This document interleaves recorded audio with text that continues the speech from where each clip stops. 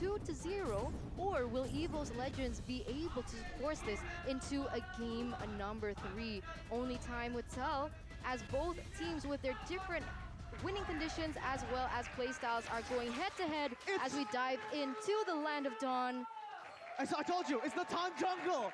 It's the Tan Jungle! It's Yuzong in the gold lane, I believe, or is it Dairoth? Oh my god, wait, let me just see. Alright, yes. You gave me a heart attack. But you I didn't thought expect something happened. Natan in the jungle. But we saw the Natan on high already in that but fast still, phase. I didn't want to believe it. Natan in the jungle up against a Baksha who can clear so fast, and let's see how it works out. We'll see how it works out. First here already trying to annoy, but man, first he's stuck. He's stuck and he's going to be taken down. Pendragon might be the next one to go, but luckily he is still able to survive. If we're talking about how effective it is, it's quite effective at these gankings as Aura Fire once again with the early game lead. Oh my god, the kill pressure is what we were scared of from Aura, right? If you're an EVOS player, you need to be very wary of the kill pressure coming from Godiva on that Kadita, Yuzong, and the Dairoth in lane. And Versik, he didn't respect that damage enough. He went in to the enemy jungle thinking that, okay, it's just the Natan, I can counter jungle, but you need to pay attention to the side lane. Dairoth is going to be winning in that lane, zoning Pendragon away and enabling Natan to just go everywhere on the map. I think that was a template farm pattern there for inside of Versik, and what Aura Fire did, they are ready to anticipate that movements, and actually Versik was caught off guard. 0-1-0 without a purple buff here for the next 2 minutes. It's going to be a very hard job here for side of EVOS Legends. They are already behind on farm, and Aura Fire looks to engage topside. It does seem like they want to look for an engage here, but not just yet. And interestingly enough, but Kabuki goes in aggressively here as Godiva goes in with that Ocean Odyssey to take him down. A second pickup for the side of Aura Fire once again, and now Pride opens up that Bat Feast, trying to zone away the members from the side of Aura Fire away. Hey man, that was disrespectful. They played ping pong with Clover. He just got knocked up 3 times by Godiva, by Kabuki, and by Hai. Wow, that was very, actually that was pretty funny to watch. 3 knockups, Gunny. 3 knockups. I mean, it was a lot of CCs. A lot of CC was played, but man, Aura Fire, they decide to go for the mirror trade, right? Turtle for side of EVOS Legends, but they opted to take down Pullover topside and as well as chunking the gold shield turret.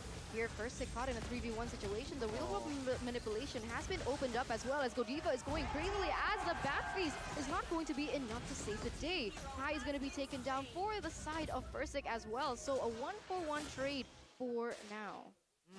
A 1-for-1. Again, it's a jungler who was taken off, both of the junglers. So it's still more worth it for EVOS Legends because they are able to stop Hai from just farming freely. The momentum has been stopped, but Gani, let's take a look at the emblems. I mean, looking at the emblems here, it seems quite clear that, of course, Nathan wants the penetration, right? Movement as well as penetration. So a very interesting approach already. He wants to give the damage output, but then again, Nathan needs to have better positioning. Remember, a lot of pick-off heroes here from the side of EVOS Legends, such as the Natalia, such as that Baksha, and remember, of course, Clover can just sneak inside of the bush to make a play on towards Natan. Pendragon once again having a tough time as they are constantly regrouping in that bottom side to put pressure onto him. And the thing I like about the composition coming in from Aura Fire is that they have a lot to play with. They have so many different types of dynamics, but that might have to wait because Bajan here goes in for a very aggressive play onto Hai, and that's actually going to work out as Hai once again is going to be taken down, but Bajan gets taken down next with the help of Facehugger as well as that Daira. Good recovery from Aura Fire, but again, that's exactly what EVOS Legends can do with the Natalia. Meanwhile, Krite needs to be careful here. He does escape just barely, but you're completely right here. I do understand that Hai is going to have a lot of output in damage, but he still needs to be careful, realizing that Bajan is always on standby. You can see that the turtle is going to be secured by the side of Aura Fire. A killing spree has been taken as well. Well, Versik here on this Baksha, not a good game here at Turn as well as Mirko. 0-3-1 to his name, but take a look at this. Another play perhaps with Aura. He just wants the top side. He doesn't care. They don't care. Yeah, and with Hai on the Natan, he can actually get the turret really, really fast. They can just take it very, very easily. Meanwhile, though, down below, EVOS Legends are already desperately looking for a trade. Not really going to be able to do it, though, or to get anything here down below onto Fluffy, but they can punish the turret. It seems like here tempo has gone down for both sides, Aura Fire as well as EVOS Legends. Seems like Aura is still in control, though. I mean, first he needs the farm, right? I mean, he is under farm here. Kai and as well as friends, they are able to collect a lot of items, some decent items here. Hunter Strike already 4 penetration, 4 out of Natan. Meanwhile, take a look at Youth Song here already with that War Axe here. So already, perhaps they can make a play here on towards that Krite and as well as Clover. But top side Clover goes down in a 2-for-1 situation. A lot of ultimates have been bursted down as First is not going to let this go without anything in return. Black Dragon Form has been popped up, but look at the damage coming in from Bajan. It is going to be Kabuki taken down. A 1-for-1 trade once again for both teams. Oh, man. Godiva, he saw the Natalia walk up and he preemptively tapped on the rough waves. Fluffy getting pinned. Yes, it is going to be the Falling Star Moon connecting onto him. There is also the damage coming in from that Bad Feast, but not just yet. Bajan looking for the kill here. Is he going to get it? The answer is no. Slick movements coming in from Bajan as he is trying his best to give his team a little bit more, pressure so they can take this next neutral objective in that turtle. That's a very intelligent read from Fluffy to actually walk all the way to base. He knows that there's a Natalia, and these small things could be the factor. Here it comes First, but the real-world manipulation will come first, as it is going to be once again the turtle slain here by the Samsung Galaxy A series. Godiva barely makes it out alive. He gets up there in clutch. No one gets taken down just yet, but it is going to be that turtle taken. I really like the decision making coming from High here. He just secured his Wind of Nature. Why? Because he realizes that Bajan, is on the opposing side. This Natalia is so annoying that somehow forced High to build Wind of Nature early. We'll see, though. It seems like Aura Fire with this, almost 2K gold lead, they managed to establish a turret top side, and they are looking for more bot side. Godiva goes in for his wombo combo specialty, and there goes Clover. Meanwhile, here Pendragon is caught in a bad situation. He is going to be taken down by the burst damage coming in from Fluffy. Another target is going to be taking place as Pride is going to be the next one to fall. First is next. He might be in trouble here, but no, Fluffy is going to go down as Bajan is able to get a trade off here as High once again able to get another pick off on the board. The real world manipulation gets popped off, and Bajan is going to take all that damage from that ultimate, and Aura Fire comes out on top. High, oh my goodness. Did you guys see the first time that Bajan used that ultimate, jumping over onto High, that reaction time, popping the Wind of Nature that he built in this game very early on. But was the difference maker, was the X factor that made Aura Fire able to get that victory. Seems like, again, Aura Fire, they are expanding their lead here, already establishing 4,000 gold lead and 3 turrets here. Only 1 outer turret is left. 4 side of EVOS Legends. EVOS Legends, they're in shambles space-wise. They really need to think something up quickly. But then again, remember, Persik, Alice, Baxia can only do so much. And the problem that lies on EVOS, wait a minute, as Persik here, he might get caught. There is going to be some setup as a Black Dragon form has been opened up.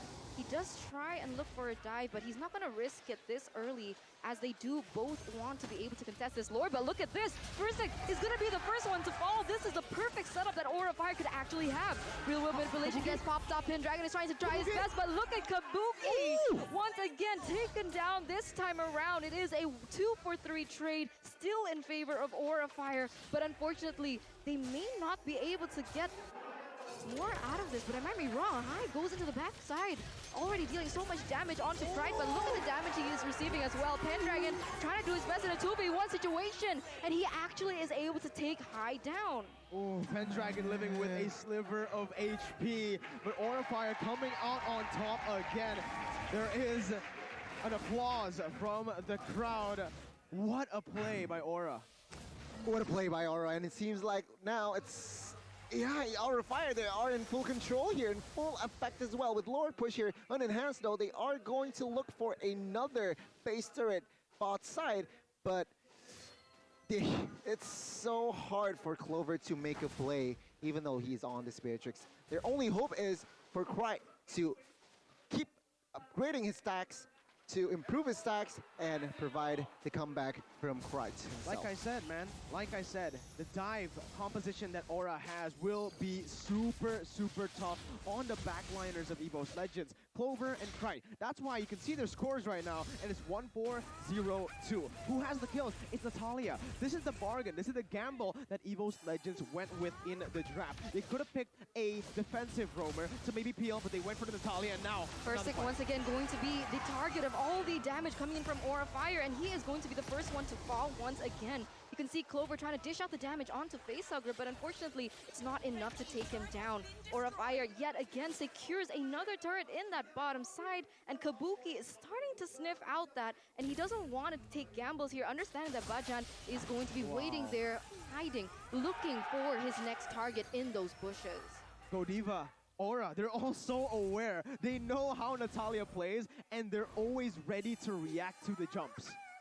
Man, I'm right now, I'm still digesting the Aura Fire's movements, right? They're so disciplined, they're so well coordinated, and EVOS Legends, they are dismantled at this point. It seems like Aura Fire now still establishing a very healthy gold lead. They might be able to translate to the next Lord here. So again, EVOS Legends, they really need to somehow contest the next Lord. If not, their base will be more exposed, and potentially, if EVOS Legends makes another blunder here, they might actually end the game. Let's take a look at the items here.